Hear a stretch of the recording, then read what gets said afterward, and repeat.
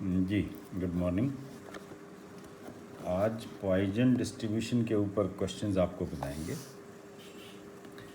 Easy होते हैं। Main इसका रिकरेंस फार्मूला, मीन और वेरिएंस के डेरिवेशन, बाइनोमियल डिस्ट्रीब्यूशन में, पॉइजन में।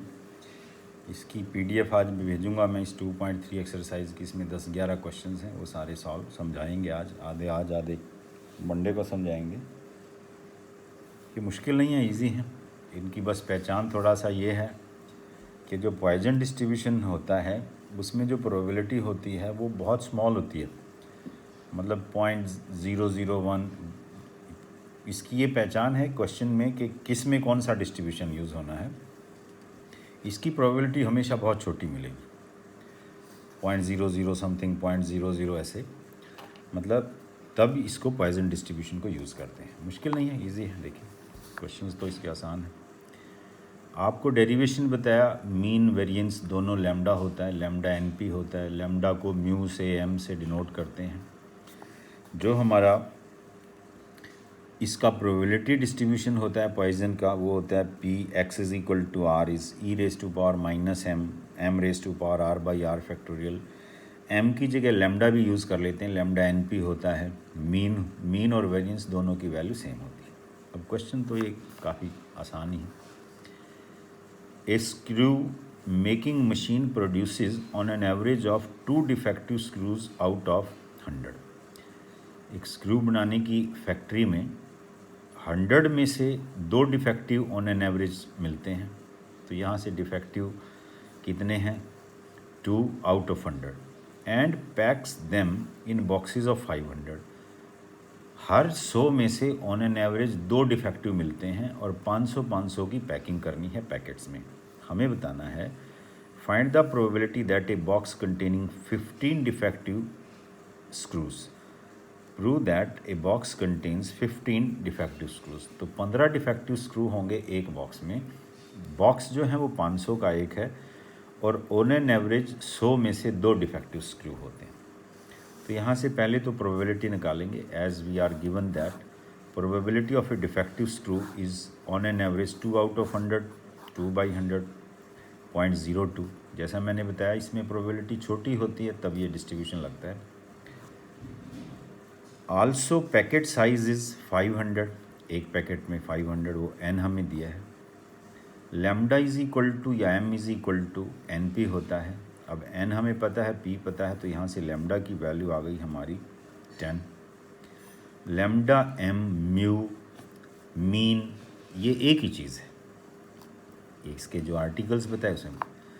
अब हमें बताना है by Poisson distribution probability that a box contain 15 defective screws. तो आर की वैल्यू 15 दी है। फार्मूला होता है E raise to power minus M raise to power R by R factorial. Here R is 15, E raise to power minus 10 raise to power M raise to power R 10 raise to power 15/15 factorial. इसको आप simplify करेंगे। 10 की power 15 आप calculator से निकालें। ई की power -10 को 1/e की पावर 10 लिख लें। ई की वैल्यू 2.718 होती है, उसकी 10 पावर फैक्टोरियल। इसको मतलब कैलकुलेशन पार्ट है ये, इसको सिंप्लीफाई करेंगे तो ये आपका आंसर आ जाएगा 0.035 अप्रॉक्सीमेटली। ऐसे ही है सारे। देखिए और देखिए। Suppose a book of 585 pages contains 43 typographical errors. एक बुक है 585 पेजेस की जिसमें 43 एरर्स हैं। 585 पेजेस की बुक में 43 टाइपोलॉजिकल एरर हैं, टाइपोग्राफिक एरर्स हैं। If these errors are randomly distributed throughout the book, what is the probability that 10 pages selected at random will be free from the errors? मतलब कोई error नहीं है। इसका मतलब यहाँ से ये पता चला कि R 0 है। As by given that book का साइज जो है वो 585। इसका मतलब ये हो गया कि यहाँ से और उसमें 43 पेजेस जो हैं वो एरर्स के हैं। तो पूरी बुक में 43 जो पेजेस हैं वो एरर्स के हैं। तो यहाँ से हमारी प्रोबेबिलिटी आएगी as by given that book of 585 pages contain 43 typographical errors. If these errors are randomly distributed throughout the book, X denote the typographical error in the book, तो प्रोबेबिलिटी हो गई 43/585 और n 10 पेजेस हमें लेने हैं। ये selected at random, तो m is equal to lambda is equal to N P होता है, lambda is equal to m is equal to n हमारा 10, और ये वैल्यू आ गई हमारी जी 86/17117.735। Now the probability of 10 pages selected at random will be free from errors. Free from errors का मतलब कोई एरर नहीं है, तो r की वैल्यू 0 पुट करके इसकी वैल्यू निकालेंगे, आंसर होगा। अगला question, the probability that a man aged 35 years will die before reaching the age of 40 years. The probability that a man aged 35 years will die before reaching the age of 40 years may be taken as this. इसने probability दी है, out of a group of 400 men now aged 35 years, what is the probability that 2 men will die within the next 5 years? 35 से 40 के बीच में probability तो इसने दी है 0.018। तो ये अब m is equal to lambda is equal to N P होता है, m म्यू लैम्डा ये मीन है, और मीन का फार्मूला हमें n आता है, एन पी आता है। n जो टोटल हमें जो दिए हैं वो 400 दिए हैं, p पता है, n पता है, तो यहाँ से लैम्डा आ जाएगा, और यहाँ से r की वैल्यू जो है वो 2 है। तो यहाँ जब आप वैल्यूज़ पुट करेंगे तो n और p की वैल्यू पुट की, तो लैम्डा की वैल्यू आ गई 36/5 7.2। r दो आदमी उस 35 से 40 के बीच में एक्सपायर होते हैं, तो r की वैल्यू 2 हो गई। इसको सिंप्लीफाई किया तो आपका आंसर आ गया। ये कैलकुलेशन पार्ट है, इसको करना। अब ये सारे ऐसे ही हैं, इनमें कुछ की वैल्यूज़ दी होंगी उन्हें यूज़ करना, नहीं तो कैलकुलेटर यूज़ करना है। A manufacturer of pins knows that on an average 5% का मतलब है 5/100 of his product is defective. He sells pins in a packet of 100 and guarantees that not more than 4 pins will be defective. What is the probability that a packet will meet the guaranteed quality? मतलब not more than 4 से ज़्यादा जो pin है वो defective नहीं मिलेंगी। ये इसने ये जैसे वैल्यू दी है, क्वेश्चंस में वैल्यू दी भी हो सकती है, जैसे e⁻⁵। अगर e⁻⁵ की वैल्यू ये नहीं दी है तो आप निकाल सकते हैं, इसको 1/e⁵ लिख सकते हैं। e की वैल्यू 2.718, उसकी 5 बार मल्टीप्लाई करेंगे तो वो उसका रेसिप्रोकल करेंगे तो ये वैल्यू आ जाएगी। अब हमें जो दिया है n 100 दिया है, p 5%, 5/100 0.05 दिया है, लैम्डा np होता है। यहाँ से मेन काम हमारा लैम्डा निकालना और r पता करना होता है, बस फिर प्रोबेबिलिटी पॉइजन डिस्ट्रीब्यूशन में आप वैल्यू पुट कर देते हैं। ये m की वैल्यू आ गई जी, m is equal to lambda, ये 5, p हमारा 0.05 है, is very small so we can Poisson distribution. मतलब जब प्रोबेबिलिटी छोटी होती है 0.1, 0.01, 0.02, 0.00 समथिंग, तो ये तो यहाँ आप जब ये वैल्यूज़ पुट करेंगे तो ये बीच का जहाँ क्रॉस कर दिया उसको नहीं पढ़ना है। अब ये कहता है कि not more than 4, not more than 4 का मतलब है 4 या 4 से कम। तो probability x is equal to 0 plus probability x is equal to 1 2 3 4, उसको सिग्मा आप लगा दें, sigma r is equal to 0 to 4 e⁻⁻5m⁻⁻r।